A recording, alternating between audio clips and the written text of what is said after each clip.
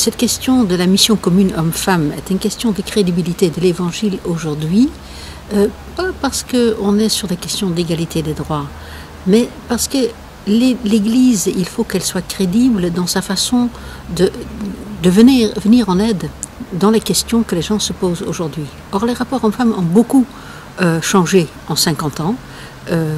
Ils sont plus égalitaires, mais en même temps plus conflictuels dans le travail comme dans les maisons, parce que des nouveaux modèles se cherchent et il n'y a pas beaucoup de paroles d'Église pour venir en aide sur ces questions concrètes. Or, si l'Église ne peut pas venir en aide aux personnes dans ce qu'ils vivent aujourd'hui comme problématique dans la relation hommes-femmes, mais les gens vont en déduire que finalement l'Évangile était peut-être un très beau message pour hier, mais on n'a plus rien à dire pour aujourd'hui. Donc il faut que l'Église, non seulement pour ses propres structures, mais même pour ce qu'elle donne à voir dans le monde, elle se penche sur cette question homme-femme dans l'Église, mission commune. Mission commune ou mission partagée? Pour la crédibilité de l'Évangile, cette mission doit être portée aujourd'hui par des hommes et par des femmes. Un message d'amour qui ne serait porté que par des hommes ne serait plus crédible dans la société d'aujourd'hui. C'est bien quelque chose qui nous concerne tous. Et c'est ce que le pape François a dit dans Evangelii Gaudium, que toute personne qui a rencontré le Christ et a fait l'expérience de son amour peut en témoigner.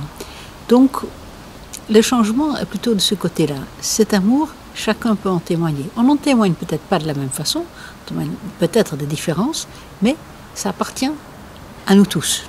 Est-ce que cette prise en compte est réelle? Il y a des formes d'écléricalisme qui persistent, mais qui ne sont pas toujours que du côté des évêques ou des prêtres. Et il y a un cléricalisme chez les laïcs qui est terrible et qui freine encore beaucoup plus. Je dirais que du côté des évêques, en tout cas, que j'ai eu à fréquenter. J'ai jamais eu de problème de travailler avec des évêques, ni avec des prêtres.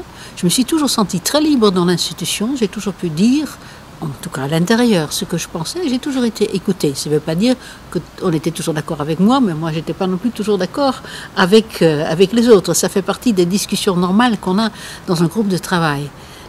Mais sur le terrain, il y a un cléricalisme, par exemple aussi du côté des journalistes. Quand ils interrogent l'Église, ils veulent à tout prix que quelqu'un vienne avec un col romain pour en parler. Ils n'acceptent pas qu'une femme vienne pour parler au nom de l'Église.